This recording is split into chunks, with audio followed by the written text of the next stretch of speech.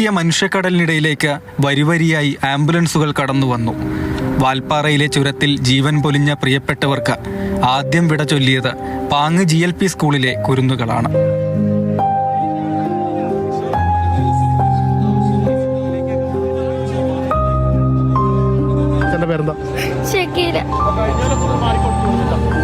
കണ്ടോ ടീച്ചർ?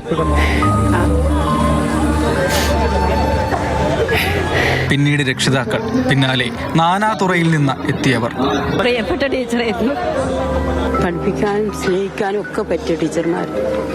എന്ത് ചെയ്യാ, വിധി അങ്ങനെ ആയിപ്പോയി. എപ്പോഴും എൻ്റെ അടുത്ത് വരുവേ, വർത്തമാനമൊക്കെ പോയി കണ്ടാണ്. അതൊരു മാസ്റ്ററുണ്ടായി, മജീദ് മാഷ് കുട്ടികൾ. മാഷ് നിങ്ങൾക്ക് എത്ര കുട്ടികളെ? മാഷ് പറയും എൻ്റെ കുട്ടികൾ നിങ്ങൾ തന്നെയാണ്. ഹജ്ജിന് പോകാനുള്ള ഒരുക്കത്തിലായതിനാൽ വിനോദയാത്രയിൽ നിന്ന് മാറി നിന്ന ഹസ്നത്ത് ടീച്ചർക്ക് ഇപ്പോഴും ഒന്നും ഉൾക്കൊള്ളാൻ കഴിഞ്ഞിട്ടില്ല. ഞങ്ങൾക്ക് ഇത്ര സൈക്കിളില്ല, അപ്പൊ വീട്ടുകാരുടെ അവസ്ഥ എന്താവും? ആരും ഒന്നും കഴിഞ്ഞു മുഴുവൻ മക്കളൊന്നും സെറ്റിലായിട്ടൊന്നും അല്ല. ഒക്കെ പഠിക്കണ കുട്ടികളാണ് എല്ലാവർക്കും.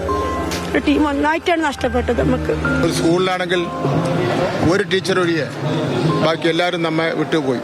ഈ സംഭവങ്ങൾ അറിഞ്ഞുകൊണ്ട് കുട്ടികളാകെ തന്നെ ഒരു മാനസികമായിട്ട് വളരെ ബുദ്ധിമുട്ടിലാണ്.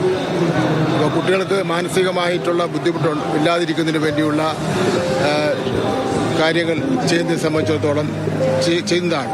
അവർക്ക് കൗൺസിലിംഗ് കൊടുക്കുന്നതിനെ സംബന്ധിച്ചിടത്തോളം ആലോചിക്കുന്നതാണ്.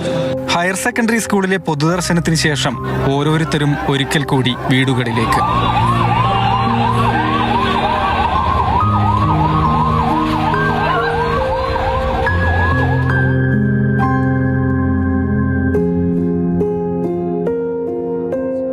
എല്ലാവരുടെയും മൃതദേഹം മതാചാരപ്രകാരം സംസ്കരിച്ചു.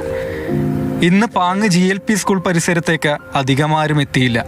മനസ്സിനേറ്റ മുറിവ് തെല്ലെന്നുണങ്ങാതെ അങ്ങോട്ട് നോക്കുക പോലും അസാധ്യമാണ്. വാക്കുകൾ ഇടറുന്നു, അക്ഷരങ്ങൾ ചിതറിത്തെറിക്കുന്നു. പാങ്ങ് അക്ഷരാർത്ഥത്തിൽ തേങ്ങുകയാണ്. മലപ്പുറത്തു നിന്നും ടീം മാതൃഭൂമി ന്യൂസ്.